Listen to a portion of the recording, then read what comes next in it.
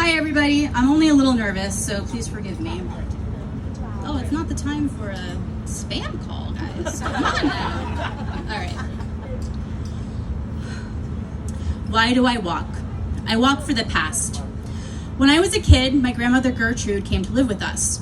I knew she had bounced around from family member to family member, and I knew she was going to get my bedroom, but I didn't know why she was at my house. I remember her giving my sister and I $1 for the ice cream man, and then arguing with my mom about where her money was going. I remember Grandma freaking out about driving down a hill, but we were on a flat road.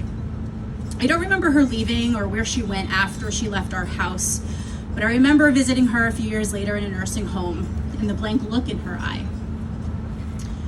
Why do I walk? I walk for the present. If you had asked me 7 or 8 years ago what Alzheimer's was, I probably would have answered that it was losing your memory. Little did I know then that it was so much more than that. Despite the experience of my grandma living with us, the word Alzheimer's was never used. I don't think dementia was even used then. She was probably described as being senile. In 2016, my mom, Cynthia, was diagnosed with mild cognitive impairment. My sister and I started caregiving long distance, taking care of her bills and helping with her appointments. I sat through a lot of doctor's appointments over the phone, trying to remember what was said and what the next steps were. After a few hospitalizations, we decided it was time for Mom to come back to New York, and she moved in with me and my boyfriend. In 2018, she was diagnosed with early onset Alzheimer's. Next came a crash course on what Alzheimer's was and what to expect. I spent hours scouring through the Alzheimer's Association website for information and support. I was preparing myself for the long goodbye. I've been her primary caregiver for 6 years now, and so much has happened since then. It's more than just memory loss.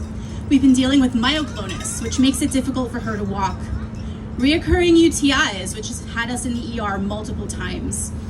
I've learned how to puree food because she's not having a great time swallowing anymore. Recently, she doesn't seem to remember how to stand on her own 2 feet. My mom, in a sense, has become my child.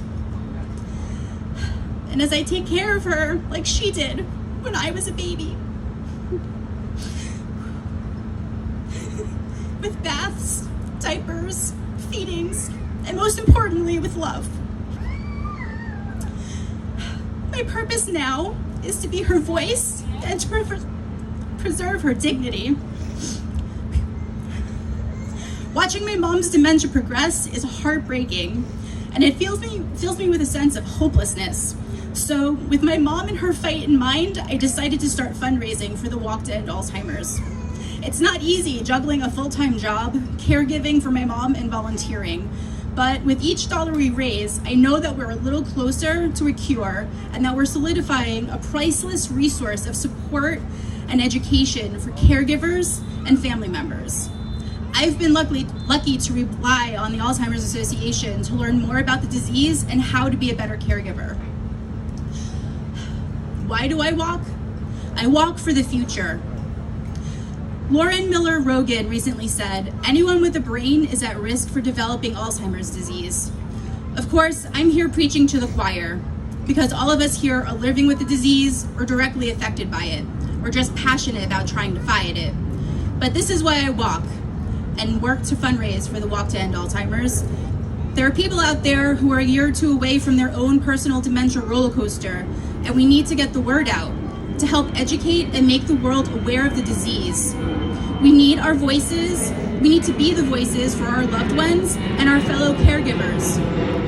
We need to let the world know that we live with the disease, but we don't die from it.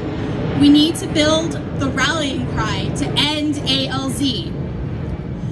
There's another reason why I walk a little closer to home. I have 2 nieces, Haley, who's 4, and Melody, she's going to be 2 next month.